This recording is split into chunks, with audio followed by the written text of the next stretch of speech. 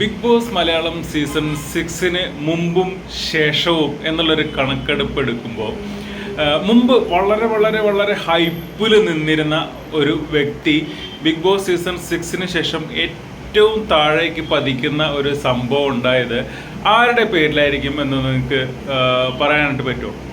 ഈ സീസൺ 6 വന്നിട്ടുള്ള ആളുകൾ എടുത്തു നോക്കുമ്പോൾ നിങ്ങൾ വിചാരിക്കുന്ന ആൾ തന്നെയാണ് സീക്രട്ട് ഏജന്റ് എന്ന ആ ഒരു വലിയ ഒരു എന്താ പറയുക വലിയ പ്രതിഭാസത്തിൽ നിന്ന് ഉണ്ണിക്കണ്ണനിലേക്ക് ചുരുങ്ങിയ ഒരു വ്യക്തി സായി കൃഷ്ണ.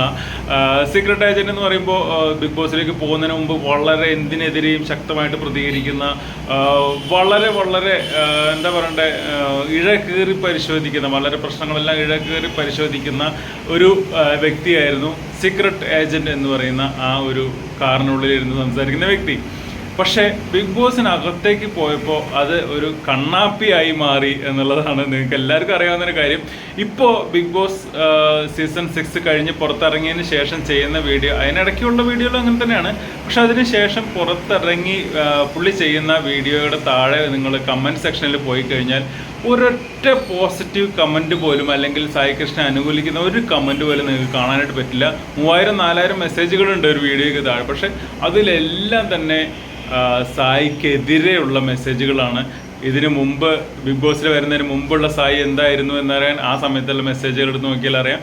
അതിനുശേഷം വന്നിട്ടുള്ള കണ്ണാപ്പി ആരാണ് എന്തായി എന്നറിയാൻ വേണ്ടിയിട്ട് ഈ മെസ്സേജുകൾ എടുത്ത് നോക്കിയാൽ മനസ്സിലാവും കേട്ടോ. അതായത് ബിഗ് ബോസ് കൊണ്ട് വലിയ മാറ്റങ്ങൾ സംഭവിച്ച ഒരാളാണ് സായി കൃഷ്ണ, കണ്ണാപ്പി.